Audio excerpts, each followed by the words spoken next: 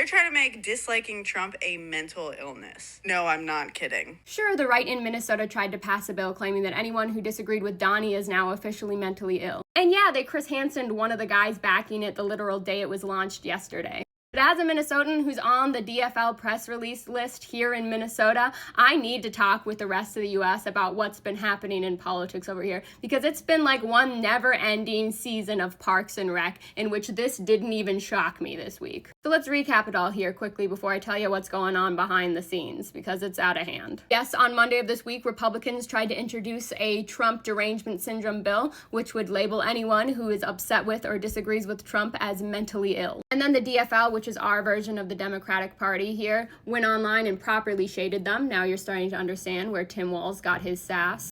And then after they presented that bill, literally later that same day, Senator Justin Eichorn was arrested for allegedly soliciting a schmarner. Oh, specifically also for this right here.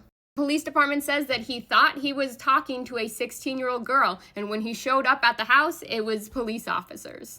They literally Chris Hansen him. Man's day planner is insanity. He wrote down he was going to show up, call anyone who disagreed with Donnie mentally ill, and then promptly go meet with a child. The Republican agenda is getting out of hand, and shout out to the DFL for calling them out directly once again. But here's the thing only a Minnesotan political creator can tell you, is that this is just like a Tuesday afternoon of dealing with the GOP over here. That bill was probably created with no intention of doing anything, because for the last several months since Donnie took office, they have just been professionally wasting our time and tax dollars. I receive multiple press releases from all of these groups daily, and I've stopped reading most of them because it was like a sad percentage of them actually getting work done. Another one of my favorite crazier plays was back when Donnie took office and the country was distracted, the Republicans tried to coup the government here. Because there was some trouble getting a few of the voted-in officials seated, they formed a whole kangaroo court, like voted-in fake leaders started trying to pass fake things. It was so wild that they had to take it to the Supreme Court, and the Supreme Court had to be like, children, settle down. Get back to your jobs. Stop. You can't do this. All of this is null and void.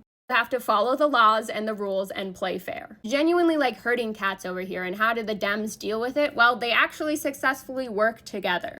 Every single one of them had to work together and perform a walkout, not to show up, so there weren't enough votes for any of that stuff to be valid until the Supreme Court could put everything back in order. But yeah, every week here is like a crazy episode of Tom and Jerry where the DFL is just essentially babysitting the right and keeping them from destroying the state.